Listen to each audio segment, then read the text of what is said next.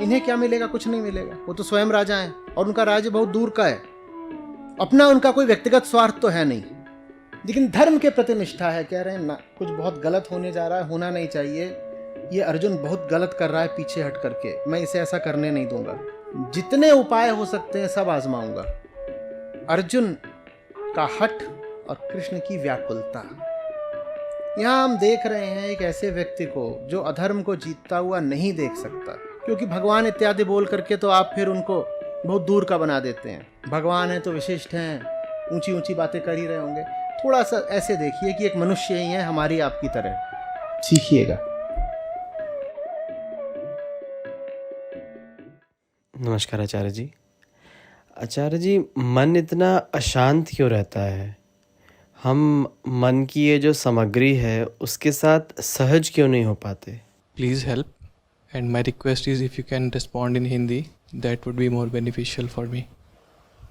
अरे मन की ही जो सामग्री है, हम उसके साथ सहज क्यों नहीं हो पाते?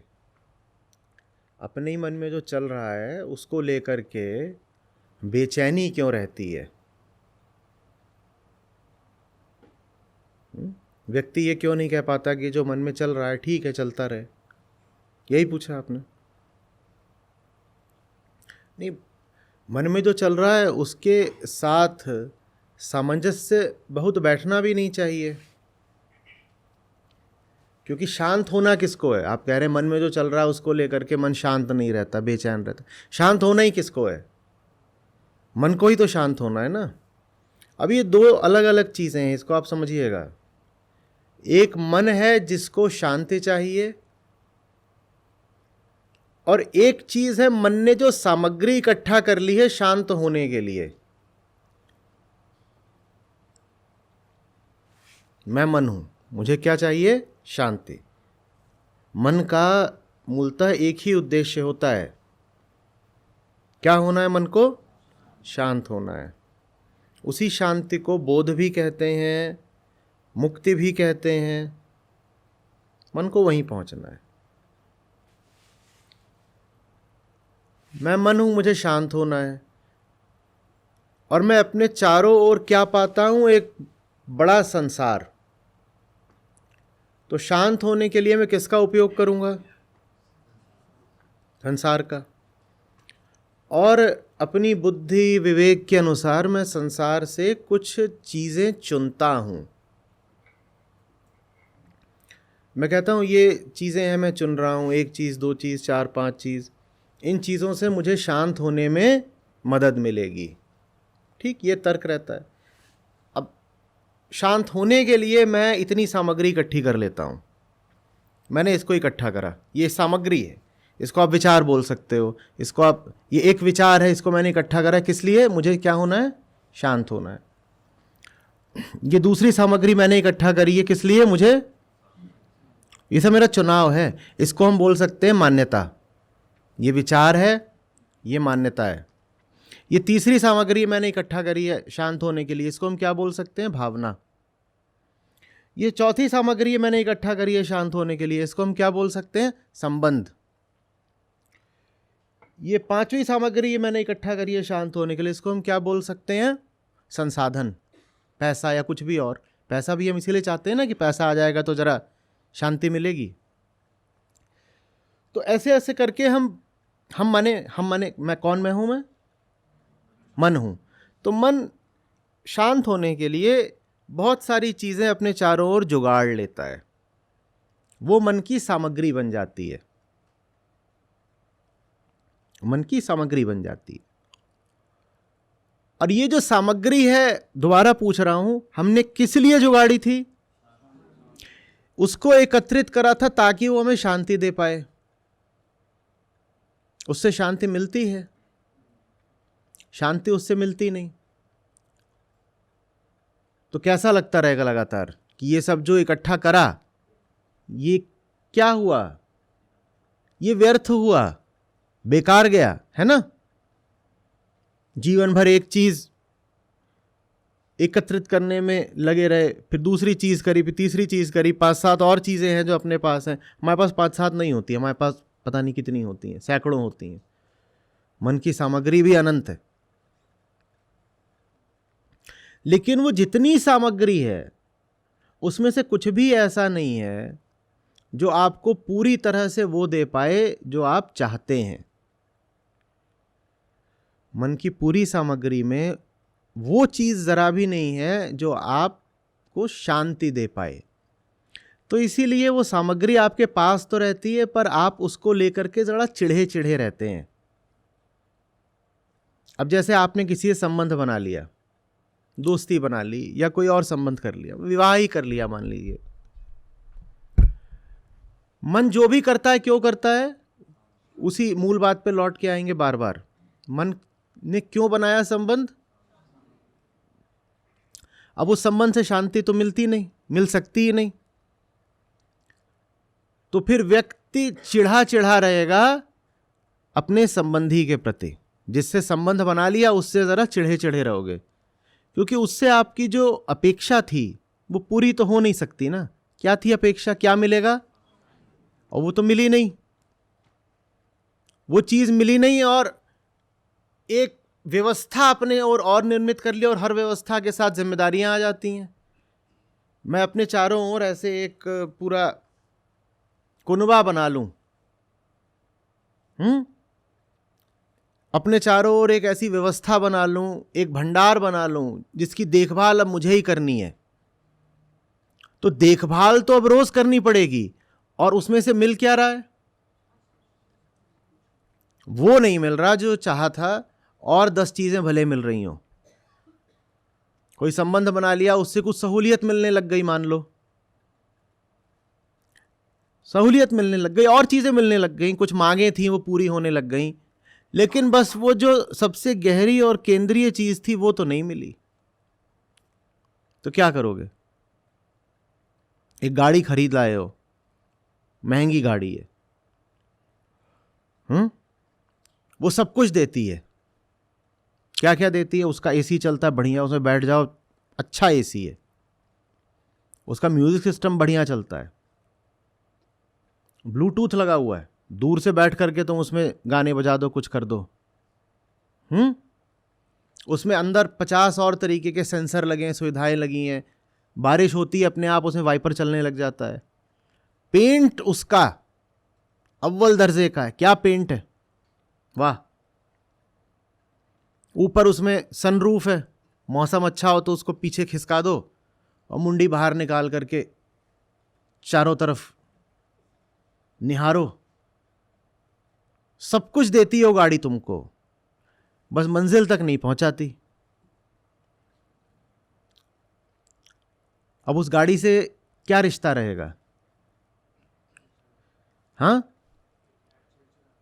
चिड़चिड़ाहट का रिश्ता रहता है बस। हाँ, उससे सुविधाएं कुछ मिलने लग गई हैं। अब दूसरे अड़ोसी पड़ोसी को नहीं बताया है कि ये गाड़ी मंजिल तक नहीं पहुंचाती। वो देखते हैं दूर से तुम्हारी गाड़ी को और वो ईर्ष्या करते हैं और आपको सम्मान देते हैं, कहते हैं ये देखो क्या गाड़ी है भाई की, क्या गाड़ी है। अंदर की बात उनको पता नहीं कि ये गाड़ी दिखने में बड़ी चमकदार है, हॉर्न भी बढ़िया मारती है, ब्रांड भी इस पे ऊंचा वाला चिपका हुआ है।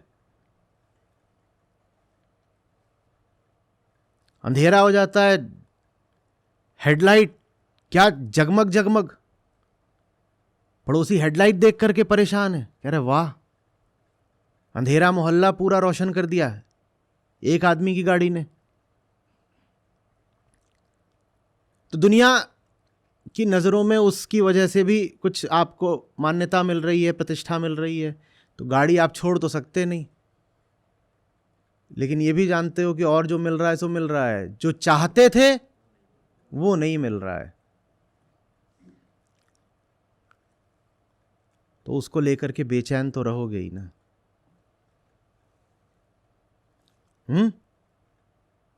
ना उगला जाए ना निगला जाए, ऐसी चीजें मन में और जीवन में इकट्ठा कर ली हैं।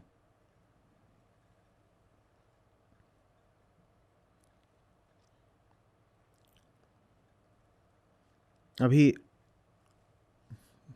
बंगलौर में शिविर था तो वहाँ गया।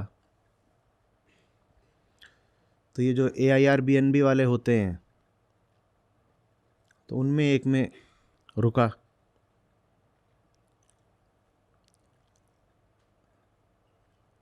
और उसमें 3 कमरे थे और 3 कमरों में कुछ नहीं तो 3000 चीजें रखी हुई थी। और उस घर के मालिक के हिसाब से वो चीजें ही उस घर की शान थीं, वो चीजें ही उस घर को अलग घोषित करती थी। वो चीजें क्या थी? एक छोटा मटका रखा हुआ है, एक गुल्लक रखी हुई है, और ये सब चीजें इतनी इतनी दूर पे रखी हुई है। फिर एक मूर्ति रखी हुई है, फिर एक प्लास्टिक की तलवार रखी हुई है, पता नहीं क्या क्या रखा हुआ है। छत से भी लटक रही हैं चीजें, लटक ही लटक रही हैं, और सब इकट्ठा कर ली हैं। वो घर नहीं है, वो हमारा जीवन है। वो घर हमारे मानसिक घर का प्रतीक है। एक के बाद एक चीजें वहां इकट्ठा ही इकट्ठा हैं। बिस्तर पे 8-10 तरीके के तकिए और गद्दे रख दिए थे, छोटे छोटे। करोगे क्या उसका? पर हमने ये सामग्री सब जीवन में खूब एकत्रित कर रखी होती है। ये मैं प्रतीकों में बात कर रहा हूं, समझ रहे हो ना अच्छे से? घर में ये छोटी छोटी नन्ही मुन्नी चीजें, बिस्तर पे 8 तरीके के गद्दे, ये सिर्फ स्थूल नहीं होते हैं, सूक्ष्म भी होते हैं, समझना। अब ये देखभाल खूब मांगते हैं कि नहीं? ये जितनी चीजें होंगी सबकी देखभाल करो, साफ करो। इनसे मिलता क्या है? तो जीवन की ये सामग्री आपको कभी चैन से जीने देगी क्या? मन में ऐसे ही विचार हैं और भावनाएं हैं जो देखभाल और मरम्मत खूब मांगते हैं, पर उनसे आपको हासिल कुछ नहीं होता। कैसे जियोगे चैन से? और इतनी हम हिम्मत दिखा नहीं पाते कि जो चीज काम की नहीं है उसके आगे बढ़ो ना बाबा। क्यों उसको पकड़ के मुट्ठी भींचे बैठे हो? उससे मिल क्या रहा है? तब तो एक टूटी हुई गुल्लक भी सहेज के रखनी है।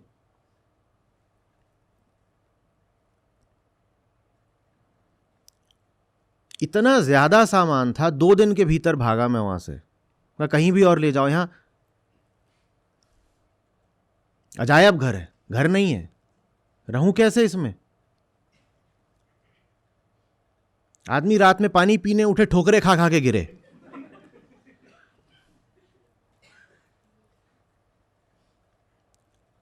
एक इतना बड़ा बनमानुस रखा था काले रंग का, इतना बड़ा, वो बैठा हुआ है, उसको करने कुछ है ही नहीं, वो बैठा हुआ है, काला बनमानुस इतना बड़ा। और उसके आगे, अब वो फर्श भी एकदम चिकना करा रखा है, और उसके आगे रख दिया था एक पायदान। पायदान समझते हो? कपड़े वाली डोरमैट, और बनमानुस रख दिया। मेरे साथ भी एक बनमानुस। शुभंकर को मजा आ गया उसको देख के, बोला ऐसी चीज बोधसल में देखने को नहीं मिलती कभी। वो उसको लगा मारने, उसको मजा आ रहा है बनमानुस को मारने में, फट फट फट मार रहा। फिर पांव से मारा, जब पांव उछाल के मारा, वो जो जिस पायदान पे खड़ा था मार रहा था, वो सट से आगे को निकल गया। वो आगे को निकल गया तो ये गिरे पिछवाड़े के बल, और अभी तक ठीक से चल नहीं पा रहे हैं, 10 दिन हो गए हैं। मैंने बोला तुम जल्दी से कुछ और खोजो, बुकिंग कराओ, यहां से हम जिंदा बाहर नहीं निकलेंगे। जगह बड़ी खतरनाक है। चीजें ही चीजें।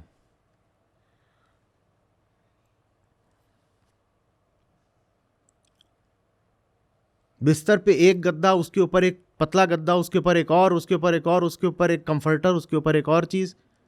ये आम घर की कहानी है कि नहीं है?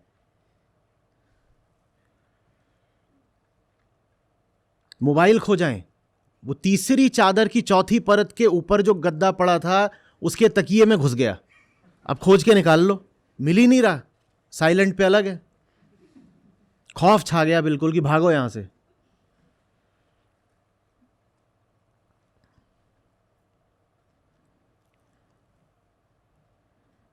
ये हमारे मन का मैंने अभी आपको बिल्कुल सजीव चित्र दिखाया है। ये हमारा मन होता है। न जाने कितनी चादरें, न जाने कितनी परतें, व्यर्थ के गद्दे, व्यर्थ के तकिए, दिखावटी बनमानुस, छोटी छोटी गुड़िया, गुड्डे, अर्थहीन खिलौने, इतनी सारी वहां पे भांति भांति की रोशनियां। पहले तो डायरेक्टरी चाहिए पता करने के लिए कि कौन से स्विच से कौन सी जलती है। करना क्या है? आंख है, उससे देखना है। तुम्हें 70 तरह की वहां पे क्यों बिजलियां चाहिए? पर चाहिए।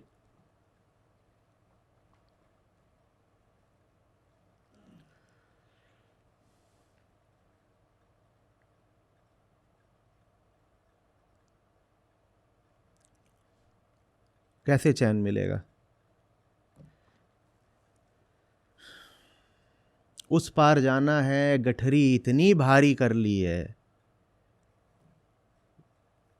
2 कदम नहीं बढ़ा पा रहे। इतनी लंबी यात्रा पार कैसे करोगे? इतना बोझ लेके कोई तरा है आज तक?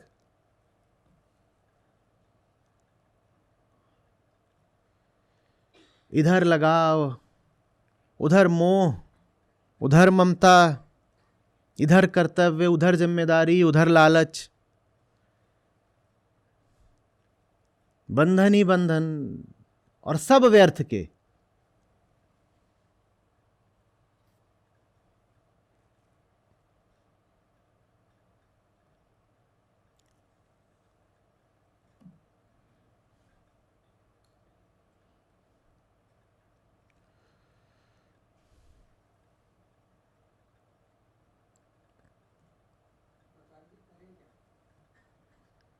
मैं तो भाग आया, तुम्हारी तुम जानो।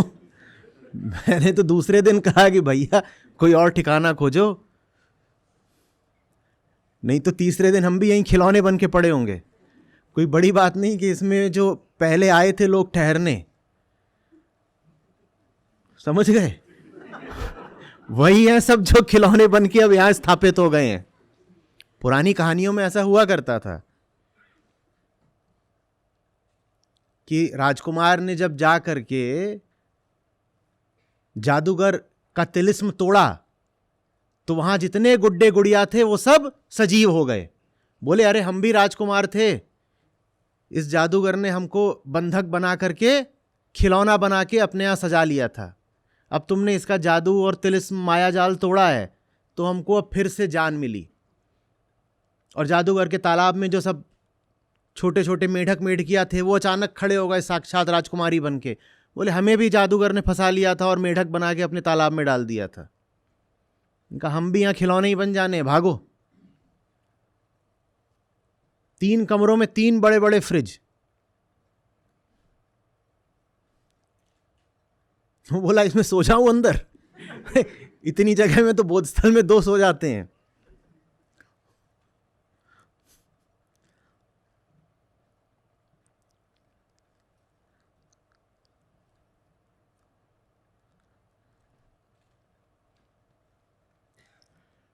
तो तुम्हारा तुम जानो।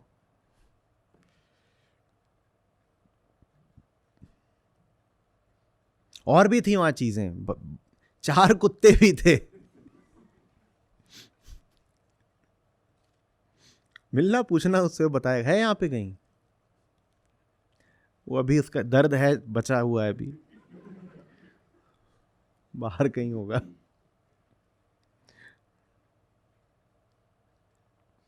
भारी कुत्ते, बड़े बड़े भयानक भारी कुत्ते, उनकी देखभाल चल रही है दिन भर। 3 वहां पर अटेंडेंट लगे हुए हैं, सारा समय वो कुत्तों की देखभाल कर रहे हैं। ये है आपके जीवन की सामग्री। जीवन बीत रहा है कुत्तों की देखभाल करने में। बात प्रतीकात्मक है, देखो। कुत्ते से मेरा आशय सिर्फ कुत्ता नहीं है।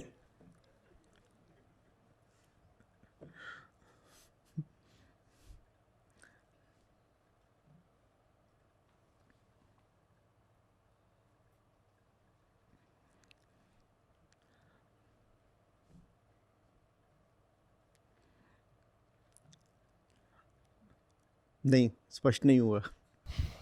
इसमें एक और क्वेश्चन था ऐड ऑन। जो मेंटल ऑब्जेक्ट्स हमने कलेक्ट कर लिए हैं, उसमें एक डिमार्केशन दिखता है कि यहाँ से तो मैंने कलेक्ट किया, और उस डिमार्केशन के पहले कि ये तो इम्पोज्ड था, मतलब वाई शुड, मतलब मुझ पर क्यों आ रहा है ये चीज़। तो मतलब मेरी जर्नी में I have stopped collecting stuffs. मतलब मैं पिछले सत्र तक तो मैं भारी जूते भी पहन कर आता था, अभी चप्पल पहन कर आया हूँ। मतलब सिम्बॉलिक थिंग कि लाइट हो रहा हूँ, बट जो पहले से जो चीज़ें दे दी गई हैं उसका क्या करना है। जिंदगी तो आपकी है ना, दी किसी और ने होंगी, जिंदगी तो आपकी है ना। पिताजी से विरासत में इसी तरह का कोई रंग महल मिल जाए, पिताजी ने दे दिया ये रंग महल है, तो क्या करोगे? उसकी देखभाल और साज सज्जा को अपनी पुश्तैनी जिम्मेदारी मान के निभाते चलोगे क्या? उसको म्यूजियम बना दो, खुद कहीं और जाके रहो। बोलो ये अच्छा है, ये पिताजी के नाम पर संग्रहालय खोल देते हैं, लेकिन इसमें हम रह तो नहीं सकते ना। हम में इतना दम नहीं है कि हम इसकी मेंटेनेंस करेंगे। भाई दिया किसी और ने होगा, जीना तो आपको है। कैसे जी लोगे इतने तरीके की व्यर्थ की चीजें ढोते ढोते? कैसे?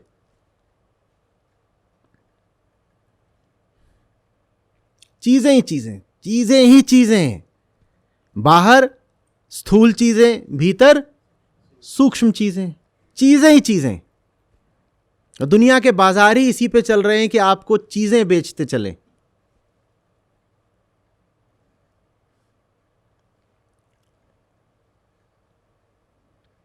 आपने पहन रखी है तो आता है, एक इतनी बड़ी ऐनक रखी हुई थी, घुसते ही दिल में दहशत बैठ जाए आदमी के। कह रहे थे पहनने वाला कौन है, एक बार उसका तो परिचय बता देते। ऐनक इतनी बड़ी और दृष्टि बिल्कुल नहीं। इतना बड़ा चश्मा और आंखों में रोशनी जरा भी नहीं। ऐसी तो जिंदगी है हमारी।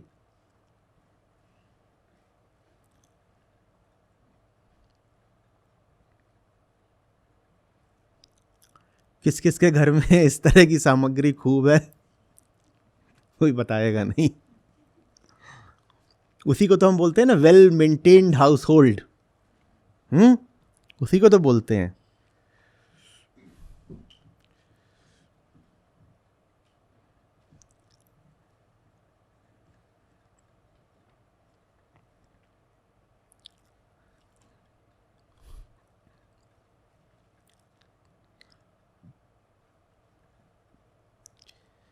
एक एक जो चीज आपने पकड़ी हुई है, चाहे विचार, भावना, संसाधन, संबंध के रूप में, चाहे स्थूल वस्तु के रूप में कि मटेरियल ऑब्जेक्ट है, आप नहीं उसके मालिक हो, वो चीज आपकी मालिक है, भूलिएगा नहीं।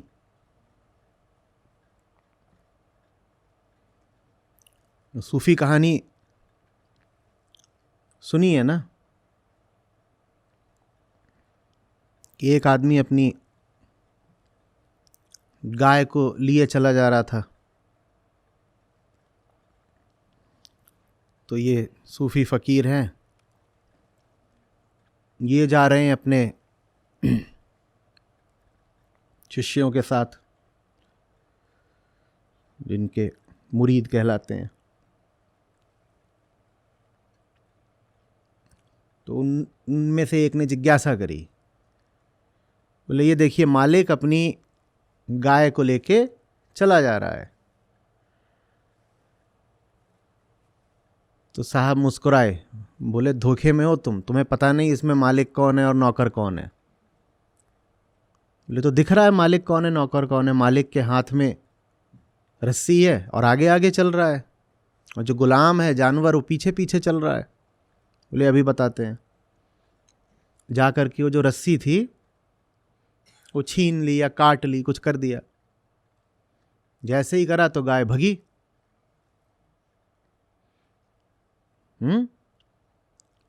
प्रकृति में सबको स्वतंत्रता प्यारी होती है, इंसान को छोड़ करके। इंसान ही है जो स्वेच्छा से गुलाम बनता है। गाय भगी। पीछे पीछे ये जो तथाकथित मालिक साहब थे ये भगे। तो फकीर मुड़ करके बोलते अपने शिष्यों से कि अब देख लो मालिक कौन है, नौकर कौन है।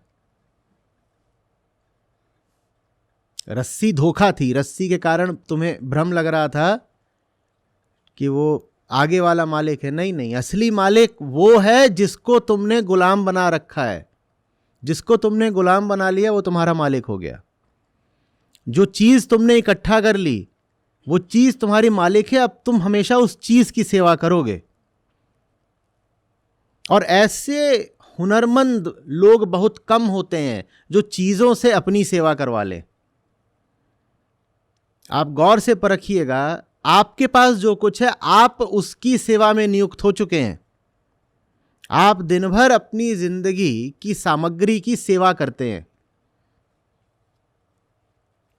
और होशियार विवेकी व्यक्ति की पहचान यह होती है कि वो बहुत कम चीजें इकट्ठा करता है, पहली बात। और वो जो कुछ भी अपने पास लाता है उस चीज का समुचित उपयोग कर पाता है। वो चीजें उसकी सेवा के लिए होती हैं, व्यक्ति चीजों की सेवा के लिए नहीं होता। यह होशियार मन की निशानी है। तो आपके जीवन में जो कुछ भी हो, जरा इसी कसौटी पे उसको परखिए। मैं उसकी सेवा कर रहा हूं, वो मेरी सेवा कर रहा है। इससे मुझे मिल क्या रहा है, और इसको अपने जीवन और मन में रखने के लिए मैं दाम क्या चुका रहा हूं। ये प्रश्न पूछना बहुत आवश्यक है। नहीं तो संसार तो अनंत है, यहां कोई सीमा नहीं है। आप कितनी चीजें एकत्रित करते रहे, करते रहिए, और जितना आप एकत्रित करेंगे उतने गुलाम बनते रहेंगे। संसार में चाहिए होता है विवेक, कि ये पता रहे कि 100 में से ये एक चीज है जो मुझे अपने पास लानी है, बाकी 99 को खारिज करना है। नेति नेति नहीं चाहिए, है भी पहले से तो भी त्याग देंगे, नहीं चाहिए। और जो एक चीज अपने पास लाने लायक है, पाने लायक है, उसको कोई भी कीमत चुका करके हासिल करेंगे। जो एक पाने लायक चीज होती है वो हमारे पास पाई जाती नहीं। और जो 99 चीजें बिल्कुल मूल्यहीन, उनसे हमारा घर और मन, पूरा जीवन भरपूर भरा होता है। ठूस ठूस के वो चीजें हमारी जिंदगी में मौजूद होती हैं।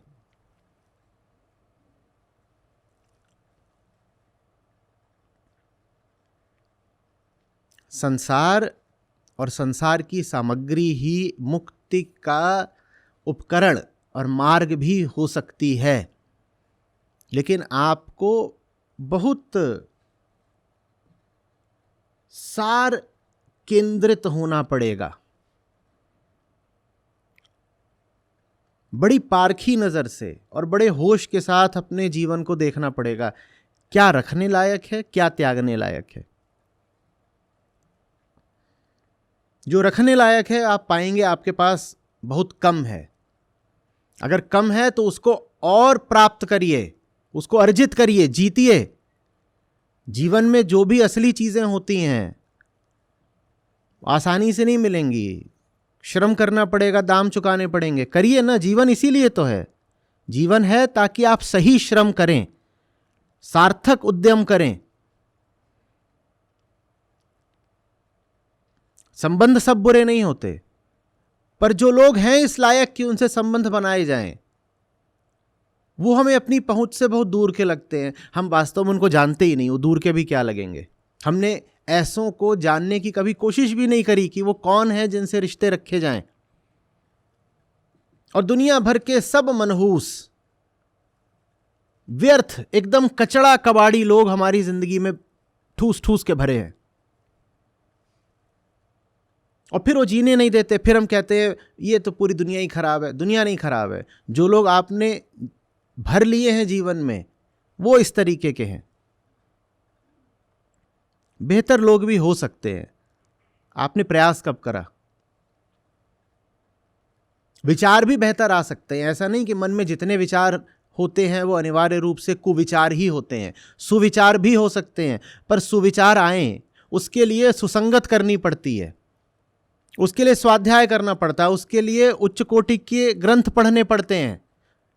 आपने कब स्वाध्याय करा, आपने कब सुसंगति करी, तो सुविचार फिर कहाँ से आएंगे। फिर आदमी कहेगा मन में जो चल रहा होता है, छटपटाहट है, बेचैनी है, वो तो रहेगी ही, सब बेकार की ख्याल हैं, वही घूम रहे हैं भीतर।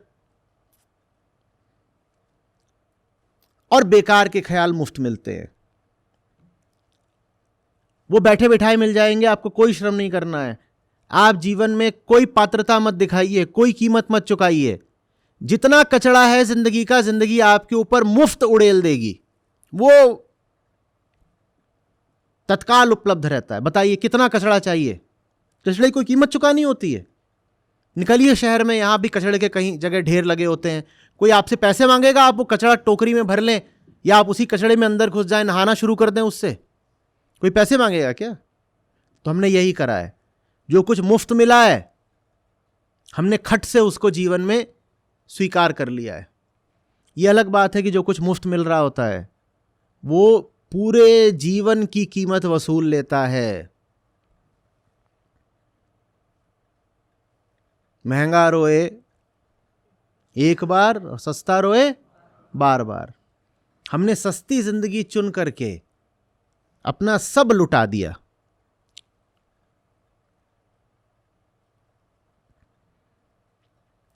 मन की सामग्री कुछ है, इसमें नहीं बुराई है। बुराई है कि मन की सामग्री गलत है, और सही और गलत का पैमाना क्या? जो भी है जीवन में सामग्री के तौर पे, वो मुक्ति की ओर ले जाएगा, शांति की ओर ले जा रहा है, और बोध और स्पष्टता दे रहा है। अगर वो दे रहा है तो वो मन में मौजूद रहे, नहीं दे रहा तो बाहर निकल, अभी दरवाजा उधर है, अभी बाहर जा। कोई व्यक्ति आपके जीवन में क्यों मौजूद है? अगर सिर्फ चिड़चिड़ कलह क्लेश है उससे, तो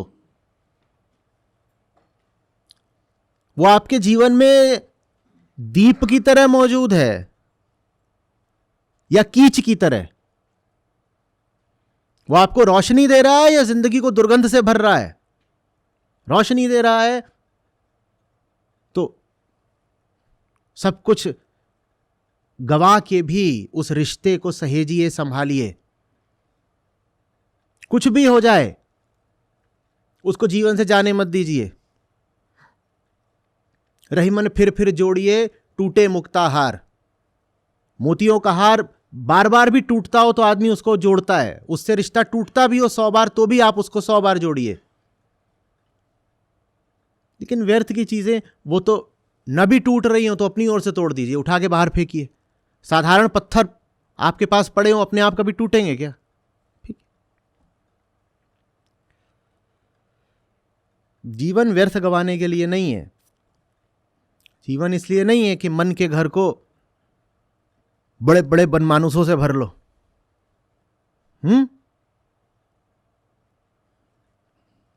और फिर बोलो कितना क्यूट है।